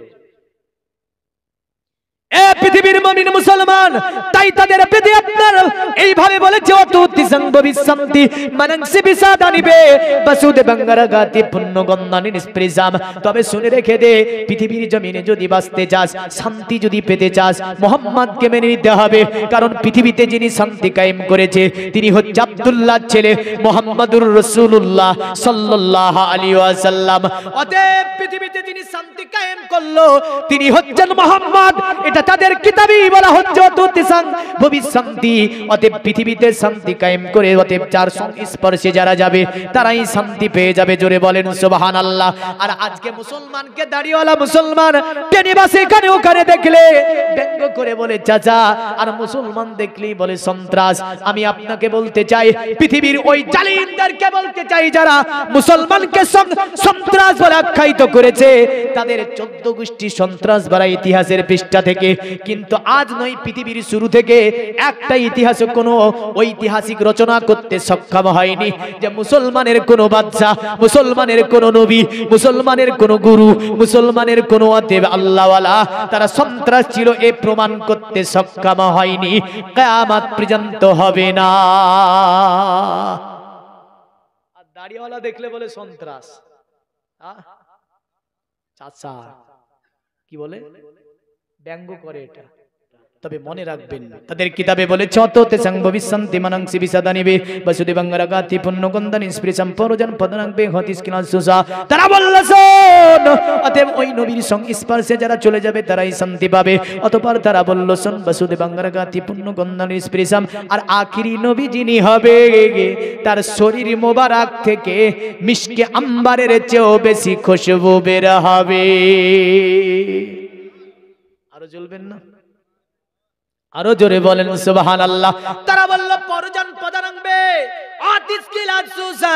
পৃথিবীর জমিনে যখন দুঃসদমন কাজ কমপ্লিট করা হয়ে যাবে, মানুষ দলে দলে দলে দলে দলে দলে আসার পরে ওনার কাছে হাত দিয়ে কলেমা লা ইলাহা ইল্লাল্লাহ, লা ইলাহা ইল্লাল্লাহ, লা ইলাহা ইল্লাল্লাহু মুহাম্মাদুর রাসূলুল্লাহ সাল্লাল্লাহু আলাইহি ইসলামের মধ্যে দীক্ষিত হবে।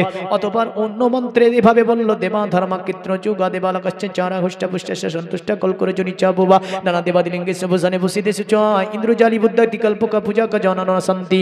এখানে বলল যত দেব মূর্তির পূজা করিস না কেন, কারণ মানাত লানাত হানাত সানাত খানাত অতএব এমন করে বালা বাক্কা এমন করে আপনার নামগুলো রেখেছিল তারা, বিভিন্ন মূর্তির নামেগুলো তাদের আরবের। আর বলল সোম দেবা ধর্মা কিত্র যুগা দেবালকশ্চ চারা হুষ্ট পুষ্ট সন্তুষ্ট কল করে জনি চাবুবা নানা দেবাদিলিঙ্গে সবসানে বসিতে সুচ ইন্দ্রজালি বুদ্ধি কল্পকা পূজা কা জনন শান্তি।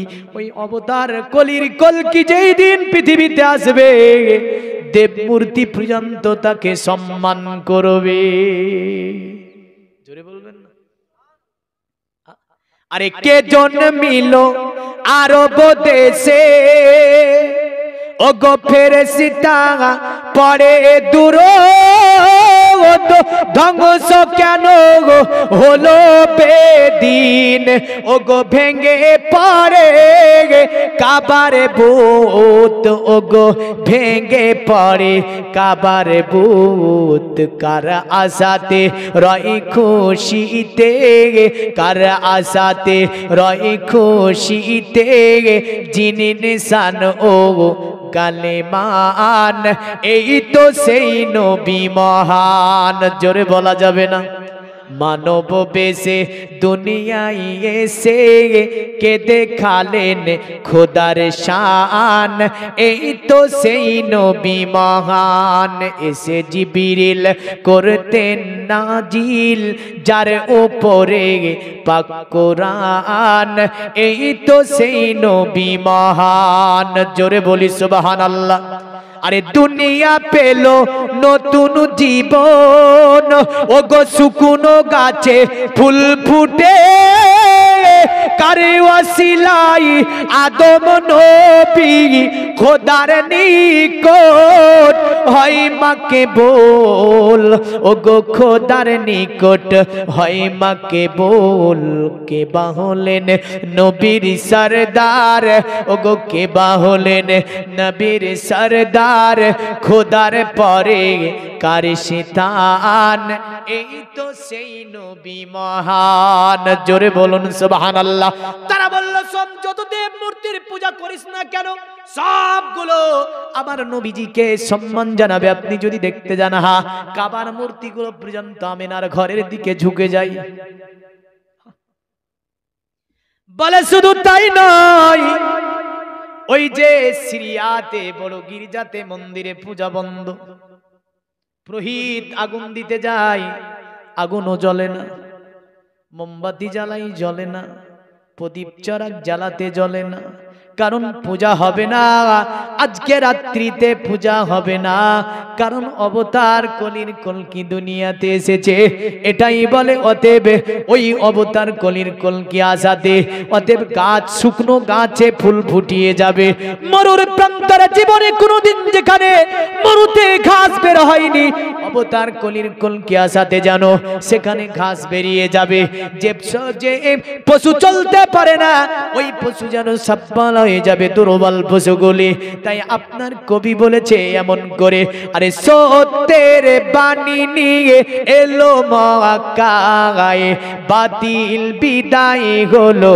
তিনারি ছোঁয়ায় জোরে বলেন বেদের মানেগুলো আছে তাই দু একটা ছন্দ পড়ে দিচ্ছি দেখেন আরে সত্যের বাণী নিয়ে এলো মক্কায় বাতিল বিদায় হলো তিনারি ছোঁয়ায় বেদিনেরা কয় পূজা নেহি হয় পূজাকে দিতে যাই আগুন হয় না বেদিনেরা কয় পূজা নেহি হয় মক্কাতে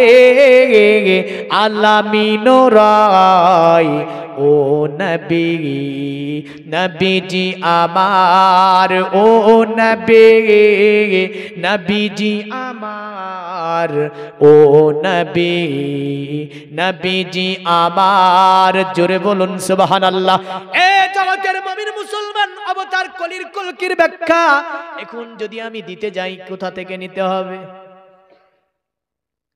বলল অবতার কলির কলকি কবে আসবে খুব মনোযোগ বলল অবতার কলির কলকি আসবে দ্বাদশং শুক্ল পক্ষসি মদবে মাসি মদাবা জগবেদে বলছে দ্বাদশং শুক্ল পক্ষসি মদবে মাসি মদাবাং যাতে দ্রস্তং পুত্রং পিতৃ হুষ্ট মনুষ্য বলল অবতার কলির কলকি আসবে মাধব মাসের শুক্ল পক্ষসি দ্বাদশীতে আসবে মাধব মাস মানে বৈশাখ এখন অনেকে বলতে পারে তো অবতার কলির কলকি আমাদের নয় দেখেন এবার মিলে আপনি মিলান আমি বলছি আপনি মিলান বলল অবতার কলির কলকি আসবে দ্বাদশং শুক্ল পক্ষসি মধুবি মাসি মদাবাং যতিদ্রস্তং পুত্রং পুত্র হুষ্ট মানুষ্য মানে তিনি আসবে অতএব দ্বাদশং শুক্ল পক্ষসি মানে আপনার প্রথম দিকে বৈশাখ মাস মানে কি বলা হয়েছে মাধব মাস। আর বিক্রমী ক্যালেন্ডারে বৈশাখ মাসকে আপনার বলা হয় বসন্তের মাস। বসন্ত শব্দটা বাংলা না আরবি? বাংলা শব্দ। যদি এই বাংলার আরবি করে কি হবে? রবি। বসন্তের আরবি হবে রবি। বলল শোন, অতএব কেমন করে বলেছে দেখেন, মানে এই বাংলা করলে হবে আপনার আরবি করলে হবে রবি। বলে শুক্ল পক্ষসা, চাঁদকে সনাতন ধর্মে দ্বিভাগে ভাগ করে, এক হয় প্রথম অংশ আর দ্বিতীয় অংশ। বলল শুক্ল পক্ষসা মানে চাঁদের প্রথম অংশে আসবে নবী। বলল তাই নাকি? বলে হ্যাঁ। আপনার তাহলে বোঝা যায় প্রথম শব্দটা বাংলা শব্দ, এই প্রথমের আরবি করলে হবে আউয়াল। এখন দুটি শব্দের যোগ করে দিলে হবে রবিউল আউয়াল। কি হবে?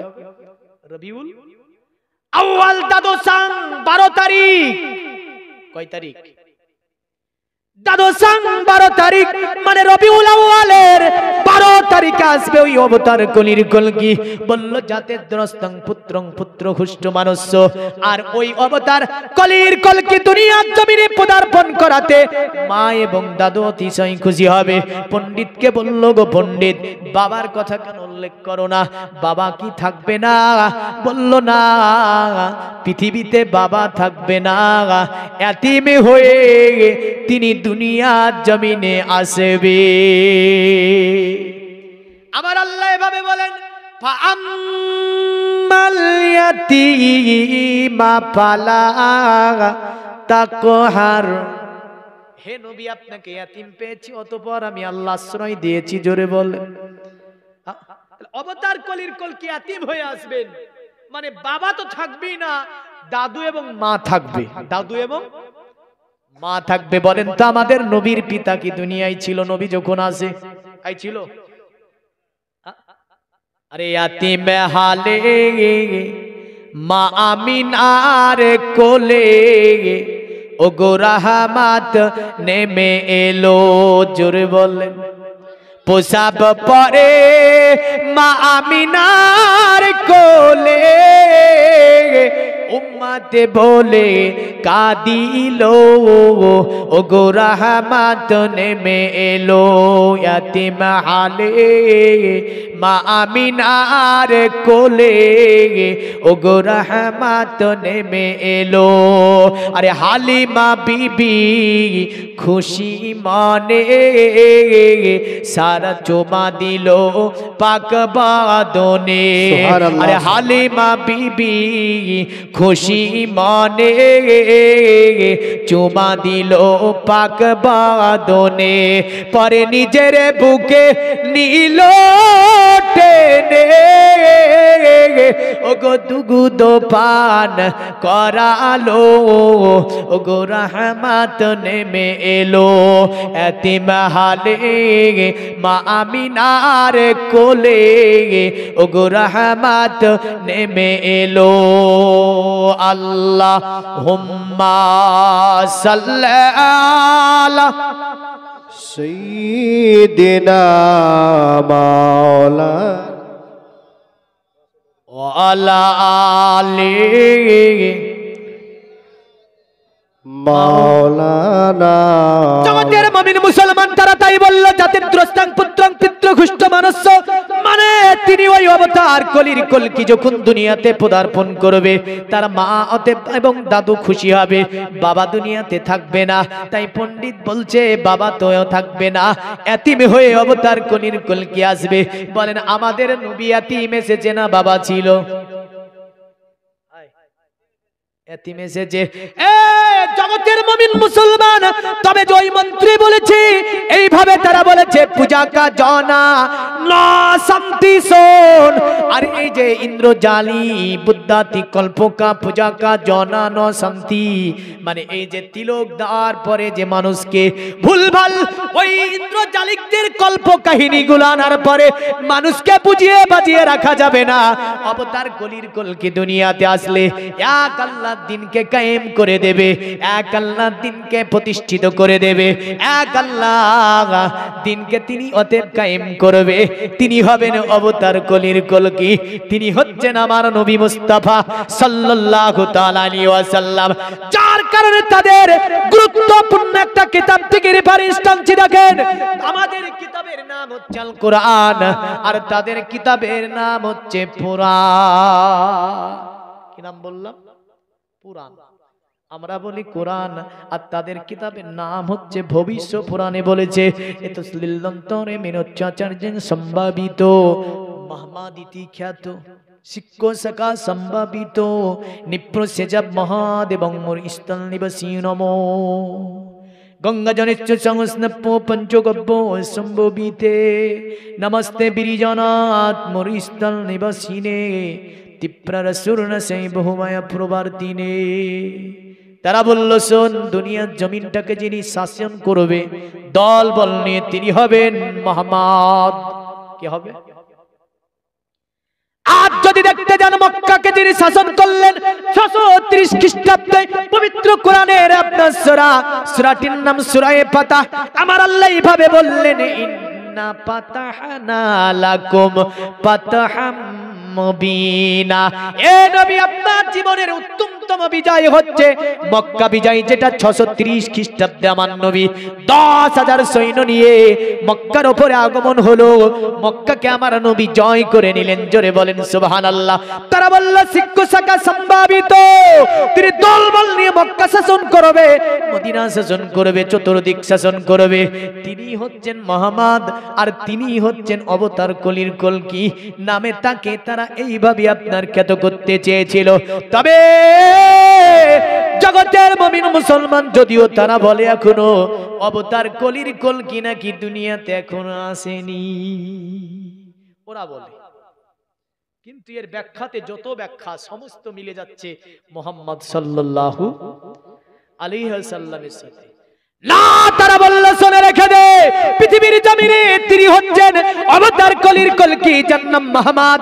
অতএব তিনি দুনিয়ার জমিনটাকে, অতএব পৃথিবী থেকে, অতএব অশ্লীলতাকে এগুলোকে যিনি মিটাবে তিনি আল্লাহর নবী।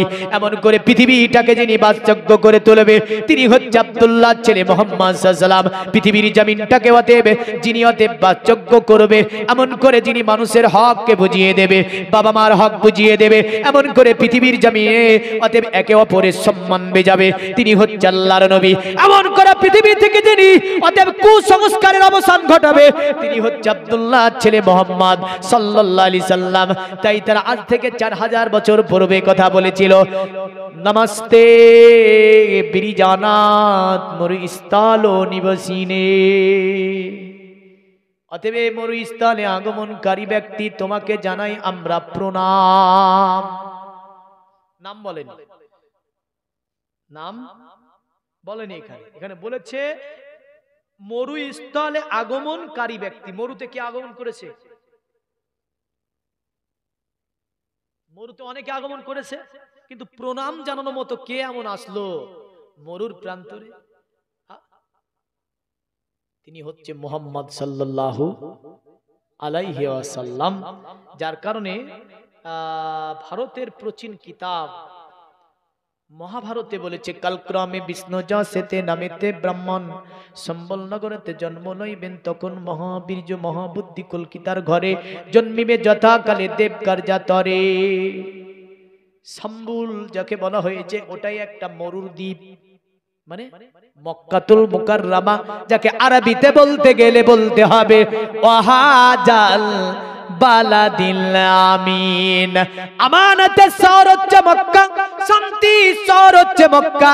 তাই তারা ওই মক্কাকে বলতে গিয়ে বলল, নমস্তে বিরিজানাত মরুস্থলো নিবাসিনে।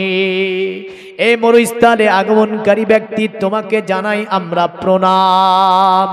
তিপ্রা রাসূলনা সেই বহুমায়া প্রবর্তিনে, দয়া করে তোমার কদমের নিচে আমাদেরকে একটু আশ্রয় দেবে, আমাদের জীবনটা ধন্য হয়ে যাবে। জোরে বলেন। আচ্ছা, নবীর কদম তলে কিয়ামতে জায়গা লাগবে না লাগবে না? সূর্য জ্বালাতে পারবে? সূর্য যে মাথার উপর হবে 12 গুণ তাপমাত্রা দিব্যিদ্ধি করা হবে, তাহলে সূর্য কাকে জ্বালাতে পারবে না? যারা নবীর ছাওয়া পাবে, জোরে বলেন। তাই তারা বলেছিল এই কথা, তিপ্রা রাসূল সেই বহু মায়া প্রবার দিনে। আর আমাদেরও বলেছেন, रोज कियामत का ओ सूरज हमको क्या झलसाएगा, खुद ही डूबा जाएगा, खुद ही डूबा जाएगा। जोरे बोलबेन ना। रोज कियामत का ओ सूरज हमको क्या झलसाएगा, खुद ही डूबा जाएगा, खुद ही डूबा जाएगा। जुल्फ़े मुअम्बर, जुल्फ़े मुअम्बर के छाई में करेंगे हम आराम, मदीना तुझे सलाम। जोरे बोलबेन ना सुबहानाल्लाह। উর্দুনাথ বুঝতে অসুবিধা হচ্ছে, বাংলা করে দিই। আমাদের সমাজে এক গেলা গান বাজে, দেখেন ধম ধম ধম ধম করে বাজে। এমন ভাষা বুঝলেন, এমন ভাষা বলে যে না শুনে সেও বুঝে না, মানে ওর বাপ কেউই বুঝতে পারে না। নারায়ে তাকবীর, नाराए रिसालत, नाराए तकबीर, नाराए रिसालत, मसला के आला हजरत, पीर का दामन, वली का दामन, औलादे रसूल हुजूर अली अल कादरी साहब, नाराए तकबीर। আপনারা একটু সামনে চলে আসুন, হুজুর এসেছেন। আলহামদুলিল্লাহ। যেহেতু আমরা যে অপেক্ষায় ছিলাম, হুজুরের অপেক্ষায় ছিলাম, আর বাড়াচ্ছি না, কারণ ইস্তেকবাল যে শের ছিল, रोज कियामत का ओ सूरज हमको क्या झलसाएगा, खुद ही डूबा जाएगा, खुद